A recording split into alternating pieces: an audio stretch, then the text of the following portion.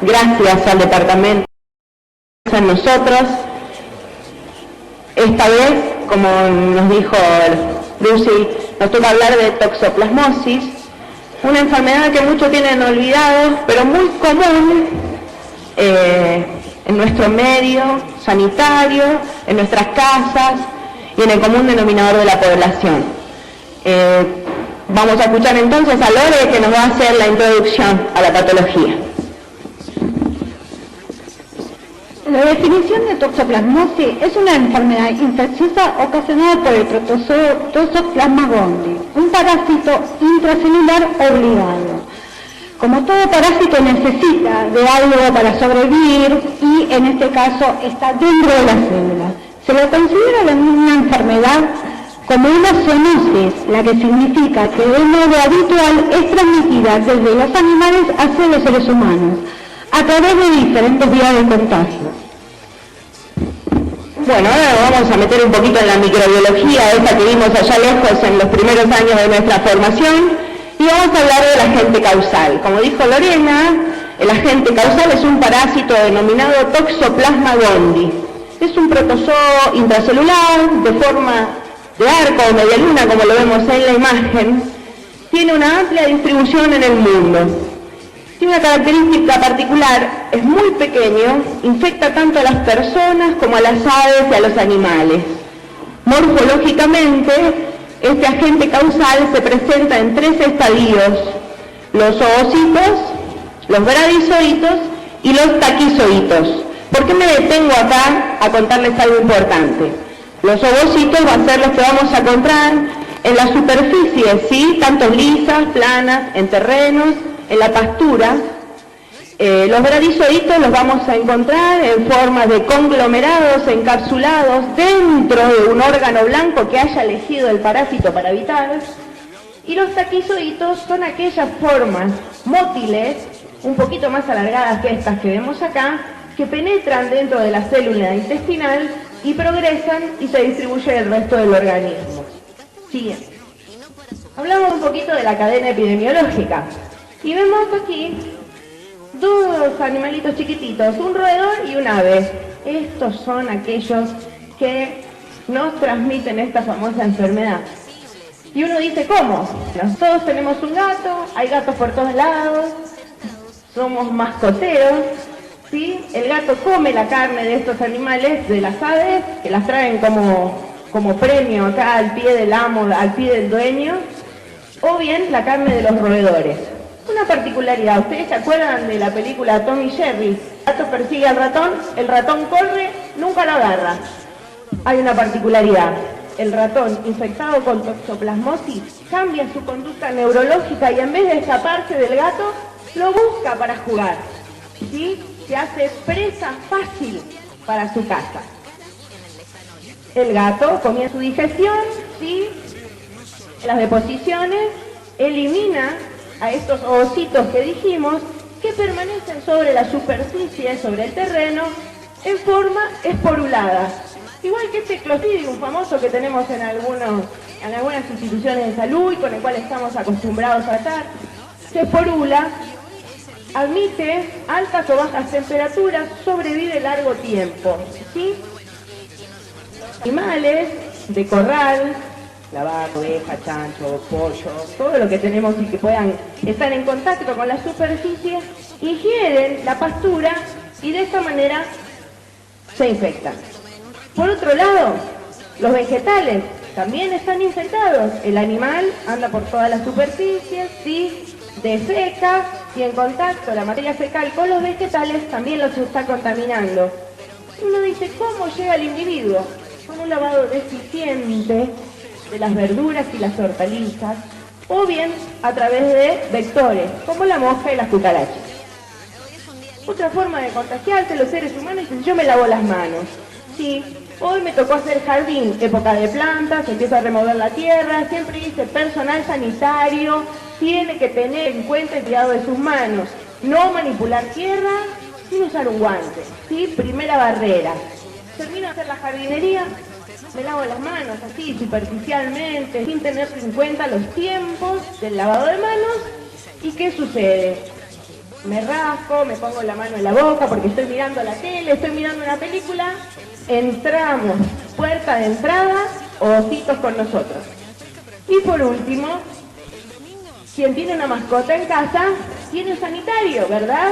Piedritas sanitarias, el gato utiliza las piedritas. ¿La cambio hoy? No, hoy no, mañana. ¿La cambio mañana? No, mañana. ¿No tengo la palita? Me olvidé la palita, lo saco con la servilleta. Altamente permeable la servilleta de papel, puerta de entrada de ositos también en nuestras manos. ¿Hasta acá? ¿Estamos bien? ¿Las cabezas erguidas? Seguimos. Adelante, adelante. Bueno, ahora vamos a hablar un poco de las manifestaciones, cómo se manifiestan en el humano. Ya habló de las carnes crudas, no bien cocinadas, contaminación de los utensilios, la falta de lavado de manos, tomar agua con un huevecillo de protoplasma, que es agua no potable, lavado de manos inadecuado, insistimos mucho en el lavado de manos porque está muy relacionado. La manipulación de la tierra con los huevecillos, con el toxoplasma llevada a la boca, hablamos de la jardinería hace un rato. Agarrar los excrementos infectados del gato, el famoso baño del gato, el sanitario del gato. Estar infectado antes de que nazca, o sea que la mamá posea toxoplasma por intermedio de la placenta. Al ingerir leche no cauterizada, la donación de órganos, y acá estamos hablando de cosas clandestinas, porque los órganos hoy en día está todo muy controlado, los laboratorios lo dicen. La patogenia se define de dos formas muy específicas, agudas y crónicas. La aguda se relaciona con la etapa proliferativa del ciclo del parásito. La crónica se relaciona con la etapa quística del ciclo del parásito. Bueno, vamos a hablar de la etapa aguda entonces de esta enfermedad. Como dijimos antes, ingerimos alimentos mal lavados, carne mal cocida, el parásito penetra en la pared intestinal, sigue la vía linfática o hemática, se disemina por todos los tejidos, ¿sí? Se reproducen en la célula por intermedio de los taquizoitos, ¿se acuerdan que los nombramos hace un ratito? Estos penetran a la célula, forman una especie de vacuola, se reproducen dentro de la célula y logran, con la permanencia en el tiempo, de romper la pared celular e invadir así el resto de los tejidos, ¿sí? Pasan de una célula a otra a través de macrófagos, linfocitos y a granulocitos que son los encargados de transmitirla. La etapa crónica depende de 1 a 2 semanas, el paciente empieza a desarrollar inmunidad. La proliferación del parásito empieza a disminuir y aparecen los bradizoitos, enquistados en el tejido que se reproduce lentamente. Generalmente se ubica en el cerebro, en la retina, en el miocardio, en el músculo esquelético, en los ganglios linfáticos y en la placenta cuando hablamos del embarazo. Como se rompen estos quistes y producen una reacción de hipersensibilidad, va a afectar los órganos principales que ya hemos nombrado. Bueno, vamos a las manifestaciones clínicas de la toxoplasmosis. El 80% de la toxoplasmosis que tiene la población lo cursa de manera asintomática. Nunca se entera que tiene toxoplasmosis. El otro 20% restante se distribuye en toxoplasmosis sintomática aguda, ganglionar, ocular y toxoplasmosis del embarazo. De ese 20%, el 10% corresponde a la toxoplasmosis sintomática aguda. ¿Y con qué nos encontramos acá? El paciente ingresa con un síndrome febril, cefalea, escalofríos, dolor faríngeo, tos, expectoración. En los casos graves tenemos trastornos gastrointestinales como dolor intenso diseminado en el abdomen, náuseas, vómitos y diarrea. Hay otras formas de manifestación. El paciente no me cuenta nada de esto, pero lo que me dice que hace un tiempo tiene dolor muscular, artralgias, cada vez le cuesta más subir las escaleras, que tiene cefaleas intensas y estas no se van, persisten a lo largo del tiempo, miocarditis o hepatitis. El otro 10% se distribuye en toxoplasmosis ganglionar, o linfática, que es el estado febril por el cual muchos pacientes consultan en la guardia. Hace días tengo esta febrícula 37.2, 37.5, no se va, tomo el paracetamol, lo tengo incorporado. Bueno, hay un detalle, los ganglios empiezan a aumentar su tamaño, los ganglios empiezan a doler y se ubican con predominio de la región cervical. Esta es la forma clínica más común, con lo cual el paciente ingresa a la guardia de cualquier institución. La siguiente. La toxoplasmosis ocular es aquella que causa corioretinitis, poco vista, 2%, 3% de los pacientes infectados. Esto se asocia con la infección prenatal, disminuye la visión del bebé y en muchos casos produce ceguera. Y a continuación, la última, que es un apartado especial dentro de lo que es la toxoplasmosis, en lo que es investigación, es la toxoplasmosis en la embarazada. Tiene una particularidad. Si la embarazada se infecta durante el embarazo, ocurre una parasitemia generalizada. La parasitemia se traspasa al bebé a través de la placenta. En la madre es asintomática, pero en el bebé produce muerte y casos fatales.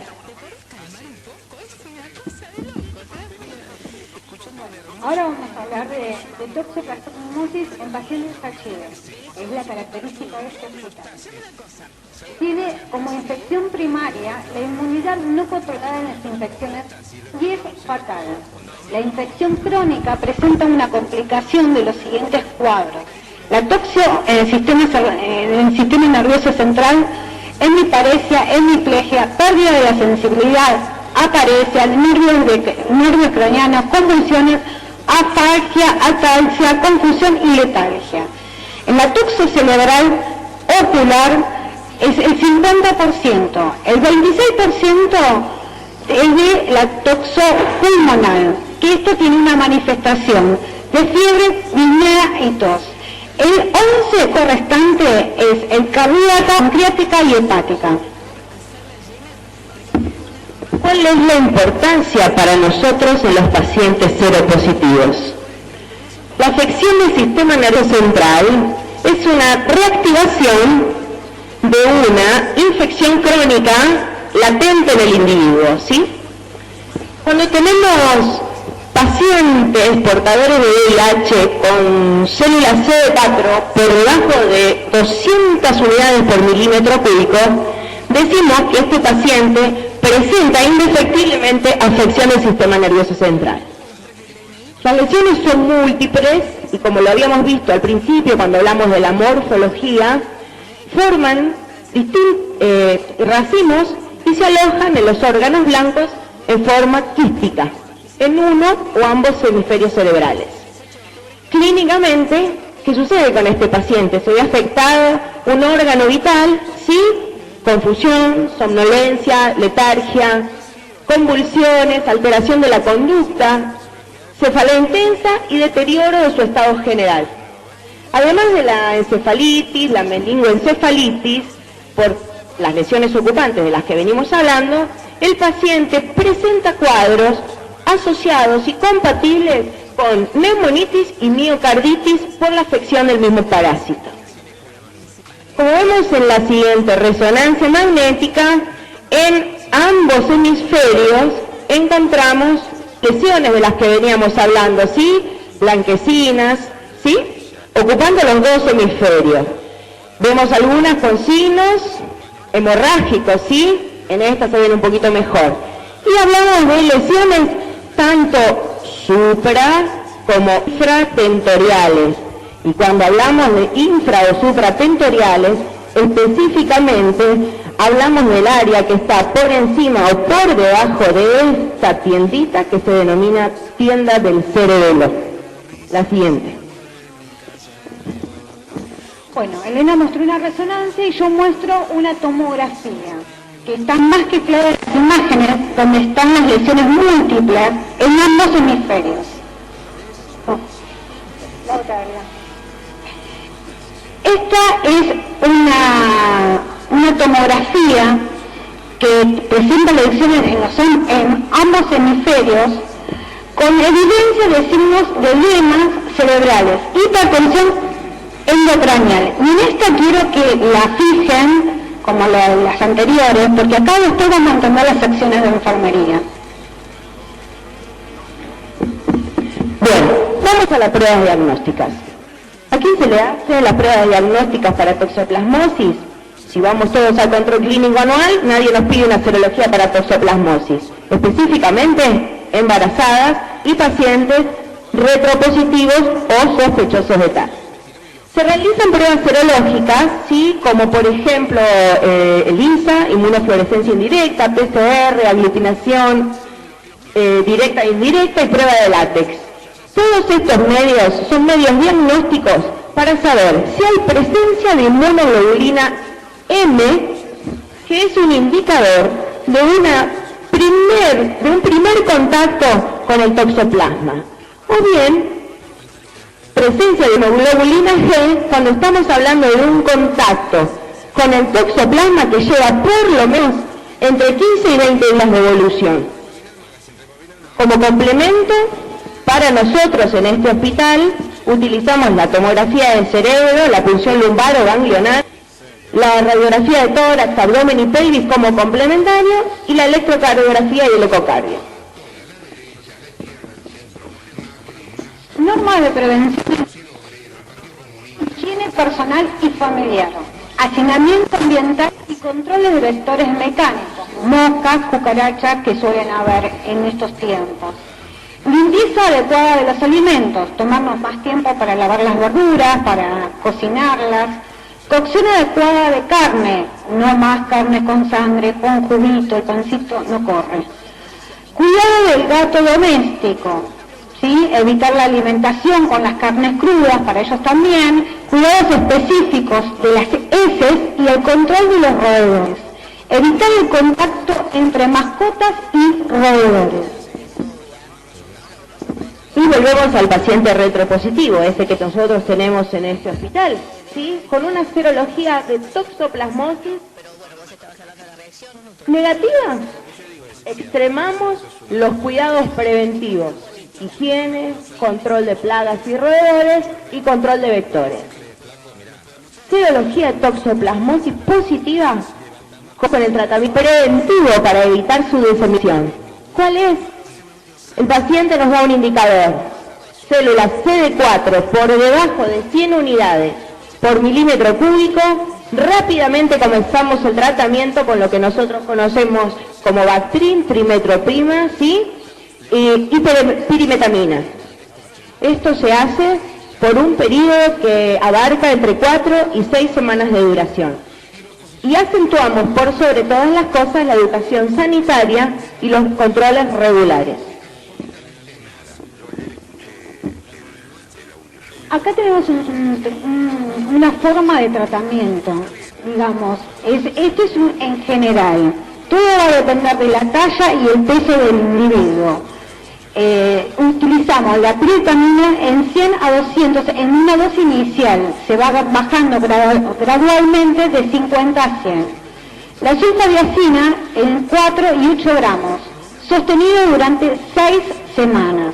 El ácido folínico, los esteroides y los analgésicos. En pacientes con intolerancia a la sulfa se utiliza la clindamicina 900 a 1200 por vía endovenosa cada 6 horas, o bien de 300 a 600 vía oral. Y sobre todo, que se nos pasó por alto, la protección gástrica en estos pacientes, porque la sulfa y la clinda suelen tener problemas gástricos. Bueno, vamos a lo inherente a nosotros, incumbencias de enfermería, y acá es donde uno tiene que acentuar. No debemos desconocer la enfermedad, cómo se produce ni cómo se transmite, pero esto es lo que atañe a nosotros. Control de signos vitales en forma regular. 4 turnos, en otras instituciones 3 turnos, los controles tienen que ser establecidos. Una vez por turno, no, las veces que sea necesario. ¿Sí? El paciente con una toxoplasmosis cerebral puede presentar cuadros severos de hipertensión por su hipertensión endocraniana. Puede presentar hipotensión severa por el dolor de esta misma compresión. Estamos frente a una dualidad, ¿verdad? Alteración del ritmo cardíaco. ¿Qué sucede con la ingesta prolongada de la pirimetamina y del TMS? Lo que sucede muchas veces es la disminución del hematocrito, ¿verdad?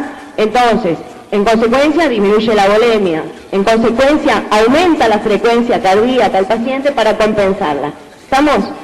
Control de peso y talla al inicio del tratamiento y durante la hospitalización. Oh, y al inicio del tratamiento necesito fijar la dosis, ¿verdad? Durante la hospitalización, ¿cada cuánto? 3 días, 4 días, 48 horas. ¿Qué sucede? Esta medicación produce emesis y a medida que se va impregnando produce cada vez más emesis. Entonces lo que tenemos que hacer es medir y controlar el peso para saber si el paciente está perdiendo peso por los vómitos y la disminución de la ingesta. Control de alerta ante signos y síntomas de compromiso neurológico. Dijimos que nuestro paciente tiene ocupado un hemisferio o 2 hemisferios con lesiones, ¿sí?, enquistadas, ¿verdad? ¿Qué nos está dando esto? Ataxia. El paciente quiere hacer algo, la orden del cerebro que le está dando es que se quiere levantar. No puede ejecutar la acción porque su sistema muscular no lo permite. Tiene una fase de depresión. Empieza a hablar, buenos días, ¿qué tal? ¿Cómo le va? Listo, me fui. No escuché, ¿qué me dijo? ¿Qué necesita? Estamos atentos, el paciente quiere levantarse, estar atento a los síntomas de compromiso neurológico, pérdida de la estabilidad, pérdida del equilibrio. Estamos, alteración en la bipedestación. Control y tratamiento adecuado del dolor. Y cuando me detengo acá y lo pongo en mayúscula, estoy haciendo y sobresaltando una actitud. El dolor. El dolor es subjetivo. Los escucho. ¿Subjetivo? Es subjetivo. ¿Cómo lo mido, no? El paciente tiene la cabeza con una compresión real. Me está diciendo que duele. ¿Saben cuál es la traducción? El paciente que tiene una toxoplasmosis en ambos hemisferios quiere romperme la cabeza contra la pared. Esta es la definición. Muy común en nosotros, a las 10, a las 11. ¿Sí? Ustedes pueden dar fe de lo que estoy diciendo. Entonces, paracetamol cada 6 horas. Lo que tiene el señor es una hipertensión. Le dieron el Decadrón, hicieron los esteroides. ¿Alcanza el paracetamol para controlar este dolor? No alcanza, ¿verdad?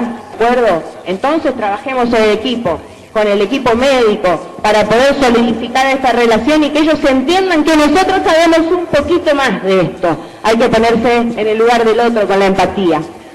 Monitorización de normas higiénico-dietéticas. Si estamos acá, medianamente lo tenemos controlado, ¿verdad? El paciente comió, lo que no utiliza lo tiramos. Hay otros pacientes que ante la necesidad permanente del alimento, guardan, acopian alimento, ¿verdad? ¿Sucede o no?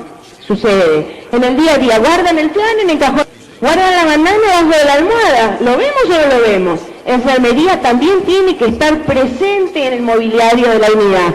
Es parte de nuestra responsabilidad este control. Las moscas circulan, las palomas también, todos son vectores para nosotros. Monitoreo del tratamiento farmacológico. ¿Qué sucede? Sulfadecina, 1 gramo cada 6 horas, enfermera. Sí, ¿la tomó?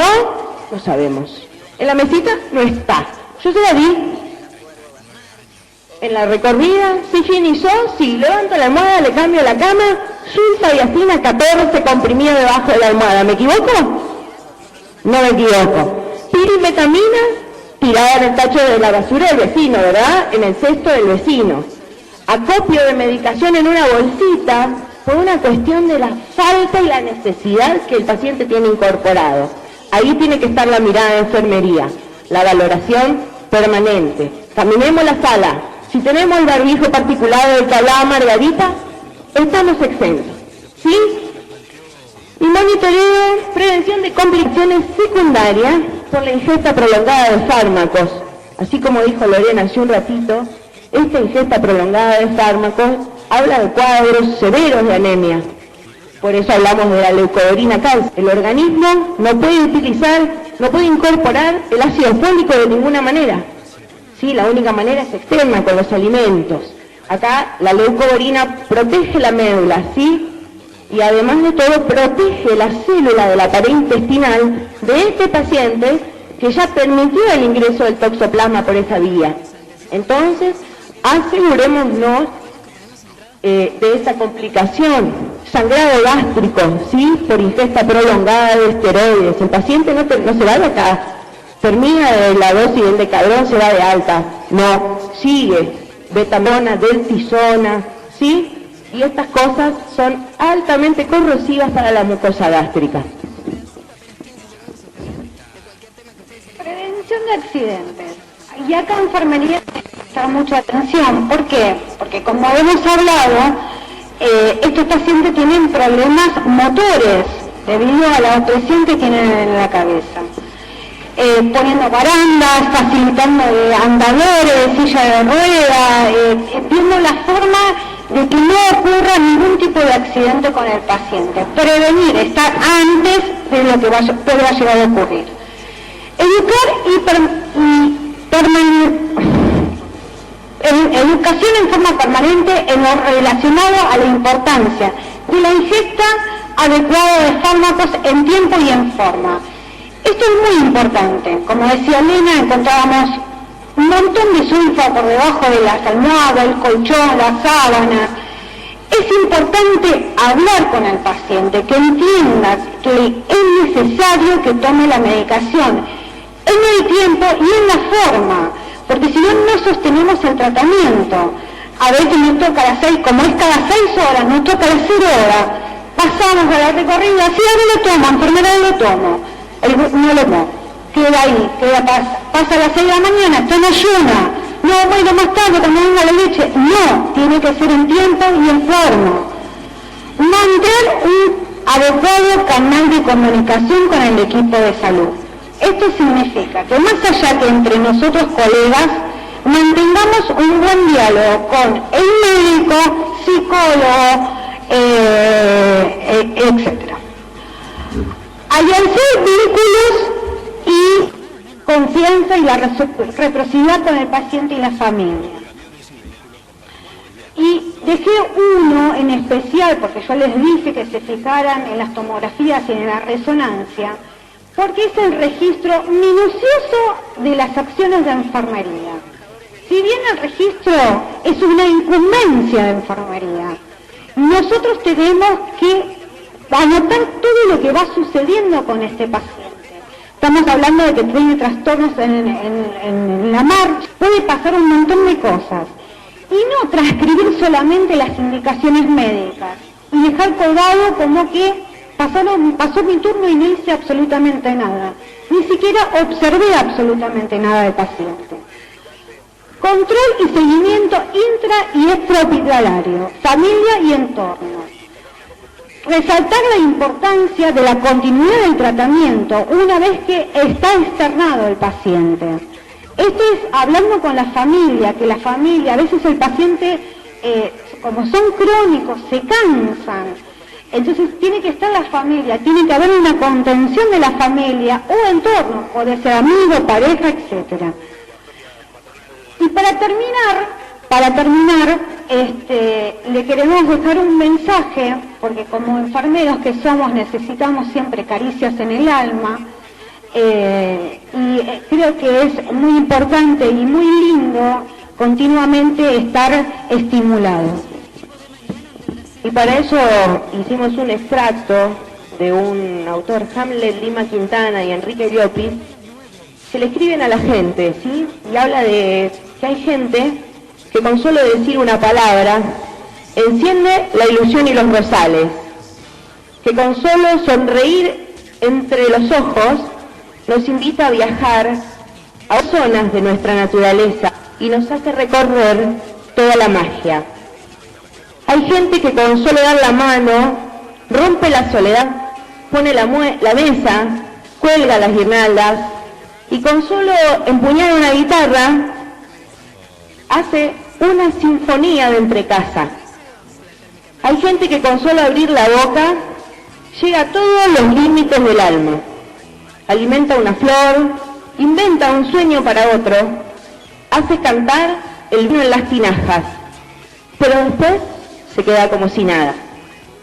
Y uno se va a casa, otra vez, de novio con la vida, desterrando aquella muerte que dejamos solitaria. Pero se sabe que a la vuelta de la esquina hay gente que es así como los enfermeros, tan necesaria. Simplemente, colegas, tengamos el compromiso profesional que asumimos aquel día que dijimos voy a empezar, para afianzarnos en nuestra profesión y hacer que muchos de nosotros siga siendo para aquel sujeto de atención aquella gente necesaria. Gracias.